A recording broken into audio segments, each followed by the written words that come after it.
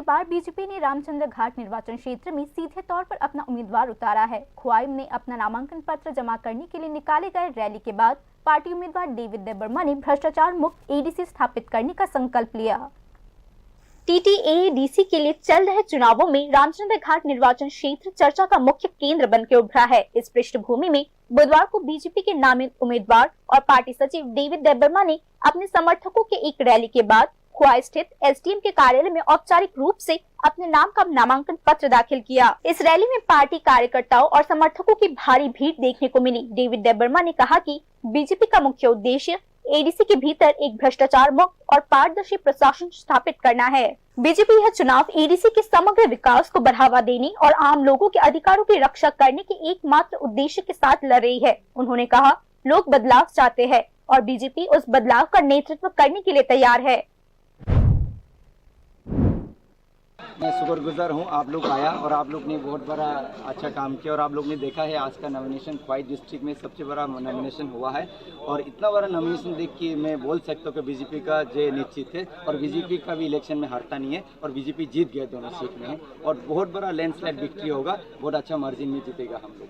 और चुनाव में जीतने के बाद हम लोग टीटीएडीसी में ट्रिपल इंजन काउंसिल बनाएंगे, ट्रिपल इंजन सरकार बनाएंगे।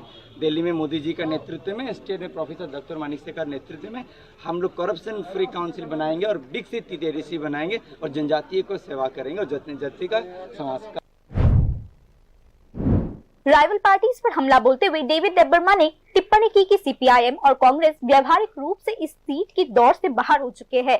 इसके अलावा टिपरामोथा और आईपीएफटी के उम्मीदवारों को बाहरी करार देते हुए उन्होंने स्थानीय लोगों के साथ उनके कमजोर जुड़ाव को उजागर किया।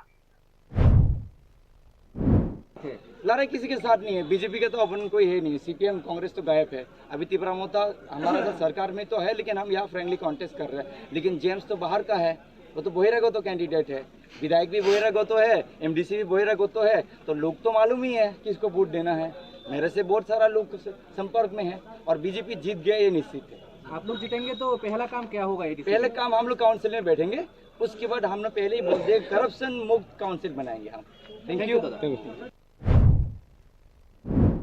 यह ध्यान देने योग्य है कि 2021 के एडीसी चुनावों के दौरान बीजेपी ने रामचंद्र घाट सीट के लिए कोई उम्मीदवार नहीं उतारा था। उस समय बीजेपी के सहयोगी पार्टी टिपरामोथा ने टोटल 28,679 वोट्स में से 18,423 वोट्स हासिल करके शीर्ष स्थान हासिल किया था। इसके विपरीत बीजेपी की एक अन्य सहयोगी पार्टी आईपीएफटी 5,006 वोट्स के साथ दूसरे स्थान पर आई थी। उस चुनाव के परिणाम ने इस निर्वाचन क्षेत्र के राजनीतिक समीकरण को स्पष्ट रूप से रेखांकित किया था। हालांकि मौजूदा चुनाव पूरी तरह से एक अलग पृष्ठभूमि में हो रहा है। पहली बार बीजेपी ने रामचंद्र घाट सीट से सीधे तौर पर अपना उम्मीदवार उतारा है। एक स्थानीय निवासी और एक युवा राजनेता दोनों ही रूप में डेविड देबबर्मा की उम्मीदवारी ने पार्टी के कार्यकर्ताओं के बीच उत्साह का एक नया लहर दौड़ा दिया है। स्थानीय चर्चाओं से यह पता चलता है कि मतदाताओं के बीच उनकी स्वीकृतता काफी ज्यादा है।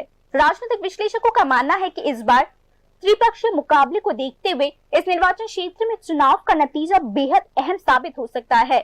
पिछले चुनाव के वोटों की गिनती, राजनीतिक गठबंधन की बदलती गतिशीलता और नए उम्मीदवार के प्रभाव को ध्यान में रखते हुए रामचंद्र घाट सीट अब इस चुनाव के चक्र में प्रमुख हॉटस्पॉट में से एक बन चुका है। नतीजतन सभी कारकों को ध्यान में रखते हुए पूरी राजनीतिक जगत की नजर अब बीजेपी उम्मीदवार डेविड देबबर्मा के प्रदर्शन पर टिका हुआ है।